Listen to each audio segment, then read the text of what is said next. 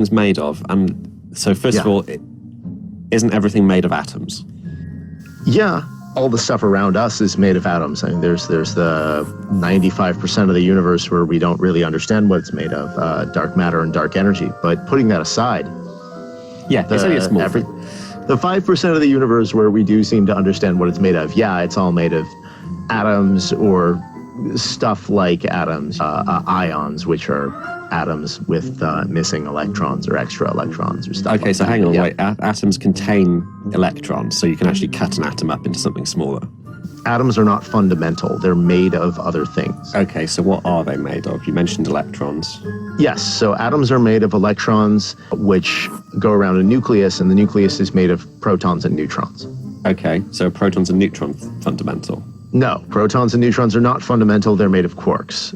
Specifically, they're made of two different kinds of quarks, up quarks and down quarks. One of them is two ups and a down, and the other one is two downs and an up. And I never remember which is which, but the point is atoms are made of electrons and quarks. Okay, so so that's three fundamental particles then, two quarks and the electrons. Okay, so is that what everything's made of then? There's two quarks and the electron. Almost everything in the universe is made of those things. There are other fundamental particles, though. There's trillions of neutrinos passing through us right now. All right, so we've got the two quarks, the up and down quark, we've got electrons, and we've got neutrinos. Is that it? No. Right. Not even close. It turns out that there's a lot more fundamental particles than that. There's actually two more groups of four particles like that, which is just like our group of four particles, except sort of heavier. They have more mass. So there's actually six quarks, not two. There's the up and down quark, and those sort of form a pair. And then there's another pair, the strange and charm quark. Okay, fine. Why are they called strange and charmed? These things have names, and the names have very little to do with any properties of these particles. They're just given these names so we can keep track of them, which should give you a hint as to how complicated this is going to get. There's three pairs of quarks. There's the up and down quark, there's the strange and charm quark, and then the third pair of quarks is, well, they were originally called the truth and beauty quarks, but now we call them the top and bottom quarks, and the reason for the name change is silly, and I think we should go back to the original name because that's way better. Okay.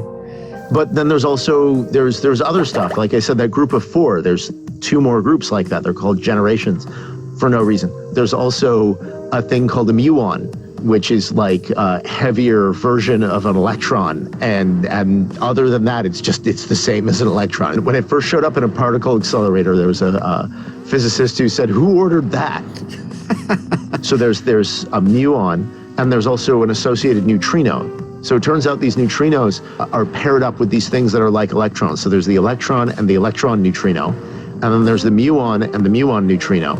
And then there's the tau, which is like an even heavier and even shorter-lived electron, and the tau neutrino. Right, okay. So you've got the six quarks, and you've got six of these other things. What are they? Yeah, the other things are called leptons. Right, okay, so six quarks and six leptons. Yes. Right, now we're done, right? No. Right, okay. Those are the things that matter is made of. We still have to talk about the things that mediate the forces between matter. Okay. So there are four known fundamental forces. There's gravity, which we know from everyday stuff. There's electromagnetism, which we also know from everything in our lives, magnets, electricity, light. Sure. Electromagnetism is also what holds atoms together, and the fact that the chair you're sitting in doesn't fall apart. That's mostly electromagnetism. And then there's two other forces that are very, very short-range forces.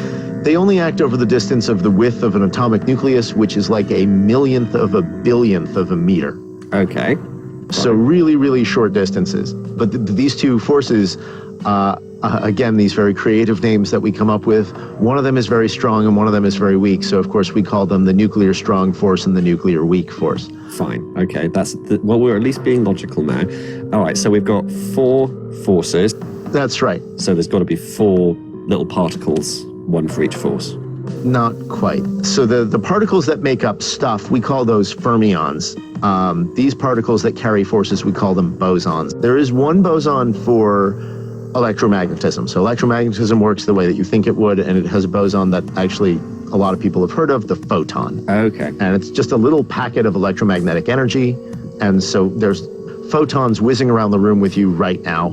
But these other two forces, the nuclear strong force and the nuclear weak force, they don't really have just one. The strong force is what holds quarks together into protons and neutrons, and it's what holds protons and neutrons together into atomic nuclei. So that we call these things gluons because they're like glue. So the strong force has this thing called color, and there's three colors: red, blue, and green. These colors in the nuclear strong force, there's three of them, and so of course there are 8 of these particles that carry the force. Right, okay. There's red up quarks and blue up quarks and green up quarks, and the same for every other kind of quark. So there's not 6 quarks, there's 18. Have we talked about the weak nuclear force yet? No, we haven't talked about the weak nuclear force. The weak nuclear force is carried by three particles, the Z naught and the W plus and minus, and those three things carry the weak nuclear force. Right. The weak nuclear force basically is responsible for certain kinds of particle decay, and it's also the only thing that neutrinos feel, except for very, very weak gravity. Okay. So there's 3 bosons for the weak force, there's 8 for the strong force, and there's 1 for electromagnetism, so I think that's 12. Yeah, that's 12. And then you've got your 18 quarks. Yep. And we've also got the 6 leptons. Yes, that's right, the electrons and the neutrinos and the Right. things like that, yeah. Are we done now? No, we're still not done. We're still not done because it turns out that every particle has an antiparticle. Oh, so you mean antimatter, the thing that makes things explode when you put it with normal matter. That's right, yes. It turns out that every single particle has an antipartner. Now, some particles are their own antipartner, like photons are their own antipartner. Some particles we've sort of already talked about their antipartners. So, for example, the W plus is the antipartner of the W minus, and the gluons we've already taken care of. That's part of why there's 8 of them. It's complicated. All of the other particles have antipartners. So there's not 18 quarks. I lied again. There's 36 quarks. Right. And there aren't 6 leptons, there are 12 leptons. And so I'm sorry, Mike, do you know how many particles we have now? I'm still with it. So we have the 36 plus the 12, so that gives 48, and then there was the other 12. Yes, that's right. There's still just the 12 of those. So yes, that sounds like 60. Okay, so, oh great, so we've got a nice round number. We're done now. Now, there's still one more. There's the Higgs boson. Okay, right, now that I have heard of. Yes, yeah, I think everybody's heard of the Higgs. So yeah, the Higgs boson was the last one to be discovered. It is its own antipartner, thankfully. So there's not 2, there's just the 1. It's basically responsible for all the other particles having mass. All right, so why 61? That's just untidy. Yes. This cannot be right. I hope you can hear exactly how impatient and exasperated I am with this situation. It is completely insane. 61 just seems completely arbitrary. We have a good theory that explains how these 61 particles behave. It's called the standard model of particle physics. But the standard model is still pretty messy. I mean, it has 61 particles. It has something like 20-something numbers that you have to plug in that you just have to get from experiment. And if I've been keeping track of this, we still haven't fitted gravity in. That's right. We do have a very good explanation of it called Einstein's theory of general relativity, but no one's been able to find a way to unify general relativity with the standard model. And there are other things missing as well. We're missing dark matter and dark energy. We know that dark matter is some particle other than these 61. So we know there's at least 62 fundamental particles. It sounds like we need to rethink this whole physics thing a little bit. Yeah. Trying to understand what goes beyond the standard model is the thing that we're trying to figure out when we build these huge particle accelerators like the Large Hadron Collider. And we're hoping that it will give us some hint of what's out there. Now, right now, the LHC has found the Higgs, which we knew we were going to find from the standard model, but it hasn't found anything else new. And the problem is the standard model is really successful.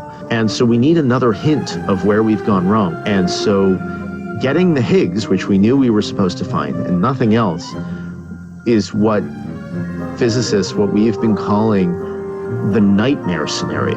that we find the Higgs, it confirms that part of the standard model is right, and then we don't find anything else beyond the standard model. This is what we're staring down right now. It's looking like the nightmare scenario is real, and unless we find something new in the new data that they're collecting at the LHC, it could be a long time before we figure out why there are 61 fundamental particles.